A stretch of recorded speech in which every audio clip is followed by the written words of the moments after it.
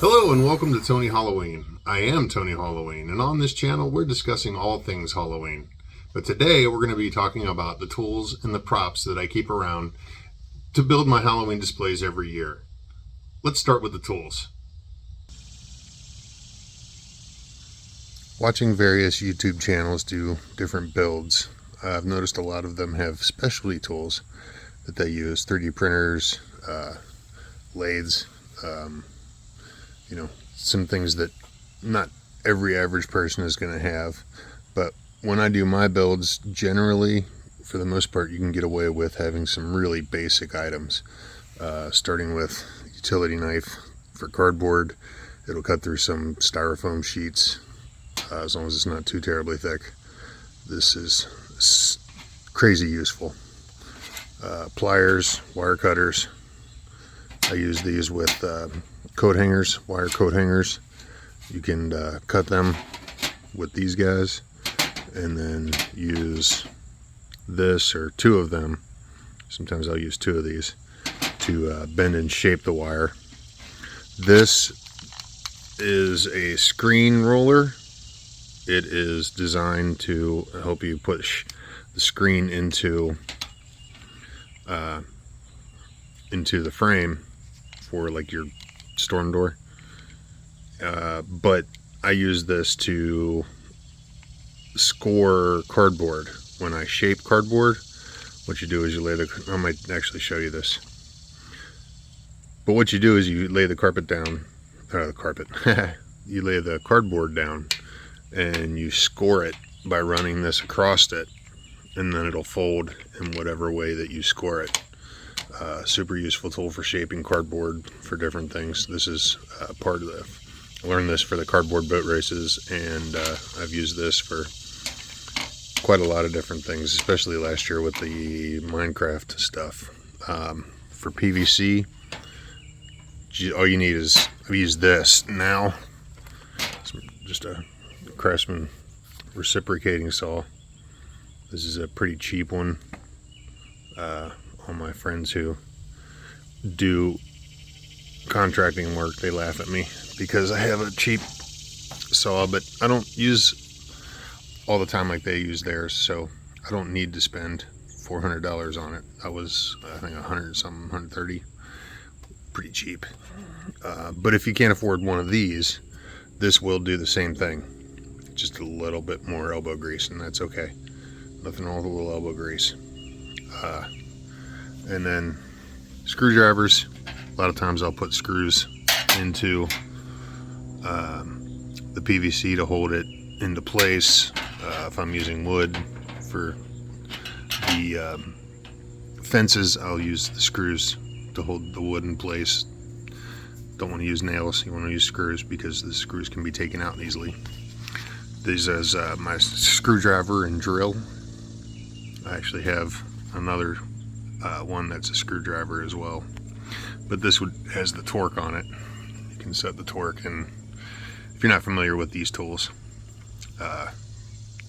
again, Craftsman is cheaper. It's not quite professional grade tool, but it does get the job done. I've had these for a few years now and have never had a problem with them, so they're quite handy. And the fact that they're battery powered makes that I can go out into the backyard, or I can go out in the front yard, or I can go wherever I need to go and not have to worry about it. And then I got this. It's just a case that has a variety of drill bits and screwdriver heads. That's super handy. Sander you can use to polish the finish on something, or you can also use it to shape. If you want to kind of slowly sneak up on the shape, you can use that to kind of work it down without cutting too much off. Hammer, I need to get a better hammer. I'm really tired of using this hammer because it's not heavy enough for what I use it for. What I do is all of my PVC is held into the ground with rebar. I'll show you that in a little bit too. But I use the hammer to drive the rebar down, and what I need to do is get myself probably a 3-pound hammer, and that will make driving the rebar into the ground a lot easier. But this has worked and you know, if it's not broke, don't fix it. But it is a little broke, so I'm probably going to get a 3-pound hammer soon. And then some crappy brushes that I use for painting. This looks like it's shot, but it's actually not. It's okay. These are not the good brushes that my wife uses to paint the house. These are my crafting brushes for doing my projects. Keep them separate, and then I don't have to worry about them so much. But I do keep them clean them after their every use. And we're going to be doing some session on how to do some dry brushing, which is how you get an amazing look on just about anything if you want it to look, you know, a level up from just painting it. So that's the majority of the tools that I use. I do have some others, but that's what I rely on for the most part. Let's go take a look at the lights that I use to light up my yard. I spent a lot of time as a musician, and I've got this box that I have from when I purchased a mixer, but inside this box is where I keep a lot of my lights. So I have quite a few different types of lights. These are really cheap floodlights. They're LED color change floodlights, and they're pretty awesome. They're not going to be the most amazing lights that you'll ever purchase, but they work really well for lighting up your Halloween yard. They come with these remotes. Let's see. Yeah. And as you can see, you can just kind of change the colors, and then these are different flash patterns that you can set if you want to do that. I don't usually use those, but occasionally it might work for certain themes.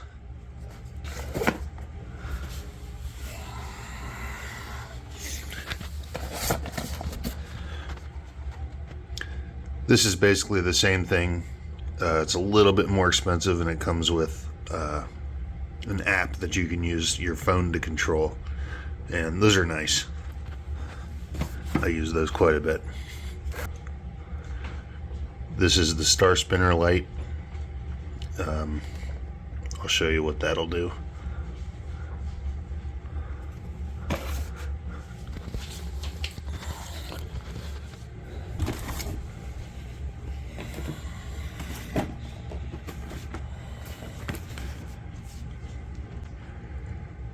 Kaleidoscope white light projection.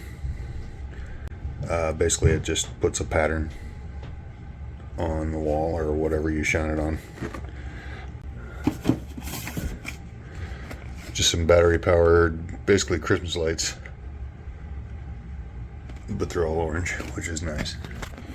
This is basically one of the spinner lights. I believe this is the black light one.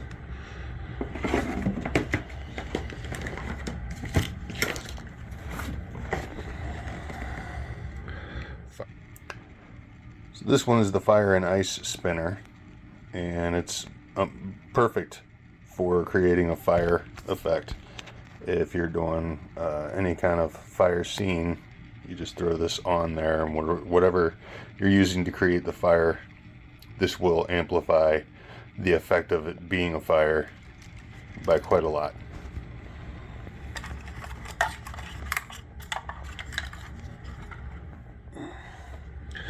These guys, you just put them in a bush, and it looks like eyes looking out at you from the bush. That's pretty fun. If you head over to your local Spirit Halloween store, they always carry a lot of the lights that I have and more. Black lights are cool, but the only time I've actually used them was for my glow-in-the-dark Jell-O shots. The recipe is coming. Strobe lights are great for disorientation. And they have a whole slew of cute and scary projection lights.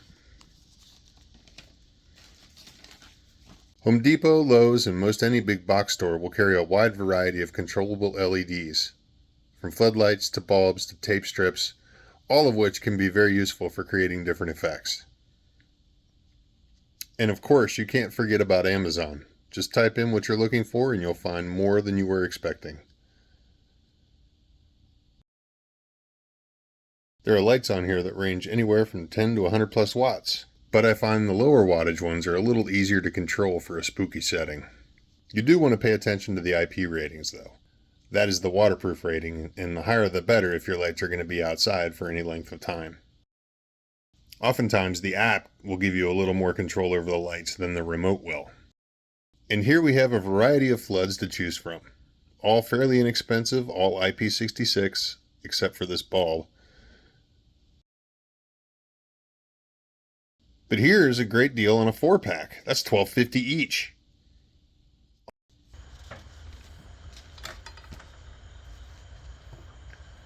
Pretty much all of these lights come with a bracket that you can use to clamp or screw them down to nearly any flat surface. I made these tombstones to put my floodlights on. The lights just screw in here, and then the tombstones hide the lights in my yard. And that's it. That's how I light up my display every year.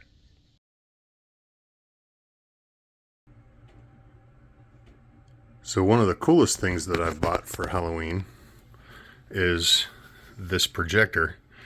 It's not a terribly expensive one. It's about $150, I think. That was a few years ago. I'll have to check and post a link down below so you can see what they cost now. But not only does this add a lot of really neat video to my Halloween decorations, I use the atmosphere effects to create some pretty cool scenes. Check them out. I'll put the link in for them as well. But I also have put it on my bedroom wall on a shelf, and now I can watch movies in bed on the wall like I was rich or something. Now, you don't necessarily have to spend a lot of money to get a projector. I got this one for, I think it was about 40 bucks. I'll try to find that and put a link in the doobly-doo as well. If you want to do the full house projection, you're going to have to spend some money. Those are short throw projectors, and you'll need a pretty high quality one. So you're going to be looking at probably a couple $1,000s for one of those to do the full house mapping. But just to have a video on something like I do with the mausoleum, or I might do something different this year with the Beetlejuice theme. One of these cheap projectors does really well. I use this cheaper projector for the Jack-o'-lantern Jamboree. I put 3 pumpkins up. It puts faces on them and makes them sing. It's pretty cool. So you've heard me. What is that, a dragon? That's a hummingbird. Hello, hummingbird. As I was saying, get distracted by a hummingbird. You'll hear me say a lot that I don't have a lot of room for storage, and I'm about to show you what I mean. This is my garage. It's my motorcycle. This is a Yamaha Roadstar Venture. I like it. But it's where I keep my tools and all kinds of stuff. You can see it's all kind of packed in there. I've got an outdoor chimney. This is a Jack-in-the-Box costume that I had built for my son several years ago. It's starting to fall apart now, but he likes to use it sometimes to, he'll get inside of it and jump out and scare people on Halloween. So that's fun. Here I've got a couple of props. That's one of the hanging ghosts that you'll see in my videos with the blue light. Let me see if I can show you this a little better. So it's one of these styrofoam mannequin heads, and then these wire coat hangers for the arms and the hands, and that is pipe insulation, just to give it a little bit of more form, and then I'll dress it with some dollar store tablecloths, and they work out really nice. I think I need to rebuild these. I'll probably do a video on that soon, because something happened with the adhesive that I used. I don't know if you can see this on here, but it turned it yellow. So I'm gonna have to try a different adhesive on that this year. These are the wire hangers. You probably have a Cintas near you. Cintas is a uniform company, and they go through a lot of these coat hangers. A lot of times, if you're lucky, you can go to the Cintas and go around back, find somebody working out back and ask if they have any extra, and you might be able to get a rack of these. I've had these for years. I've been going through them. I use them for quite a few things. Take the pliers and just twist them and shape them however you need to. They're great. Now, back here, I keep all my paints and some of my tools. There's just a whole wide variety. Largely, a lot of this came from last year when I did the Minecraft. I had just asked if anybody had any leftover paint in various colors. And paint is actually really difficult to get rid of.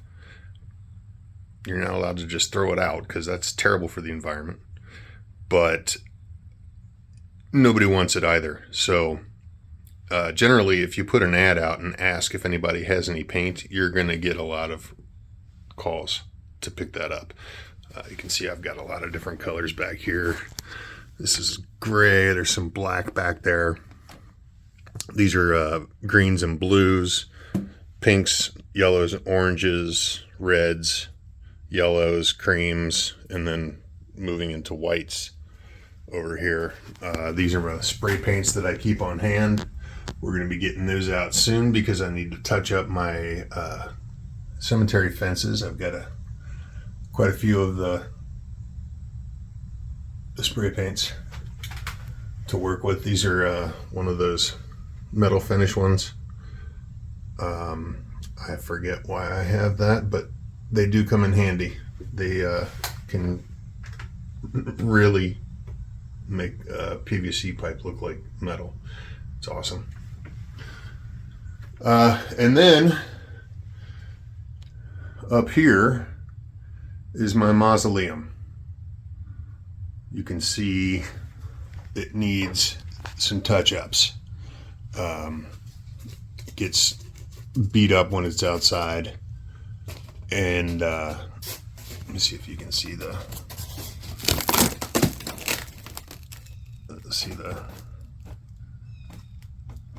engraving that I did there underneath. But the birds peck at it, and they steal the styrofoam for their nests, and just wind, branches hitting it, different things, it just gets beat up. So I'm going to be pulling these out, and I'll do a whole video on touching these up as well. I got a can of great stuff too. It's not great stuff, it's the same thing mostly. Insulation foam. You spray this and it expands. It's useful for a lot of things. My tombstones, I use this too. I'll show you.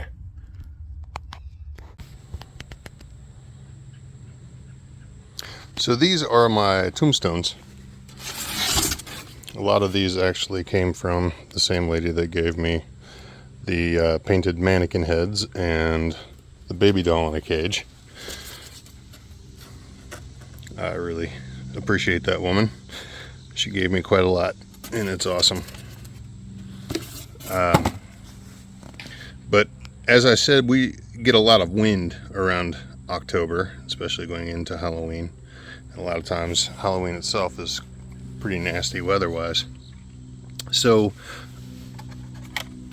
just sticking these in with a stakes that they give you are not going to work. They never will stay up. So what I've done is taken a piece of wood. My wife hates this, but I keep scrap wood around. I've got a pile of it in the backyard. I have to hide it behind the tree. And so I went to the scrap pile, got a piece of wood from when I was making the fence, screwed a PVC pipe to it, and then stuck it to the tombstone with grape foam, great stuff, and that worked really well. This has been 4 years now that I've had these on here, and I think I've only had to repair one of them in that whole time. Basically the PVC, I'll put a piece of rebar in the ground, and then this goes down on the rebar, and that holds everything in place really, really well. So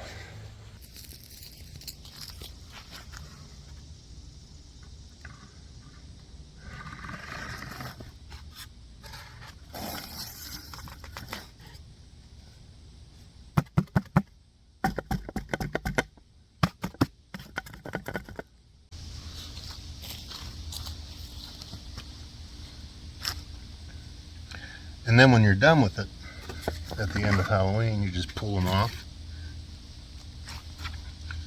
and pull the rebar up out of the ground.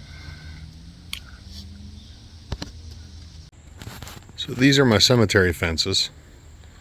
I keep them behind this little playhouse thing that we keep wood and some other outdoor stuff in. But it stays behind there. Can't see it from the house very well, so it works for my wife. Basically the fence is this is 1x3, and it's painted black, obviously. And then these are half-inch pipes, half-inch PVC pipes, and then this is just a dowelwood rod hot glued in there with these toppers that I got from, where did I get those? King's something.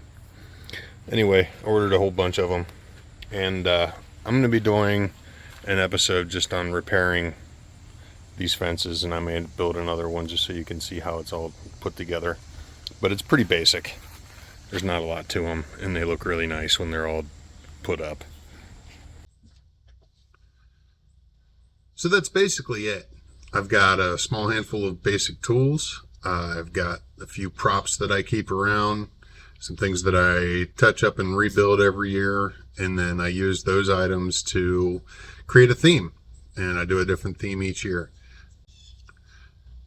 For some upcoming videos, I'm going to be cleaning up my fences. I'm going to get the mausoleum out and do some touch-ups on that. We'll go over how to build some of those things. Next year, I'm actually going to build a new mausoleum, and I'm going to do it with monster mud, which we'll talk about that soon. But for now, look for those upcoming videos, and also we're going to start planning this year's theme. It's going to be exciting. Stay tuned.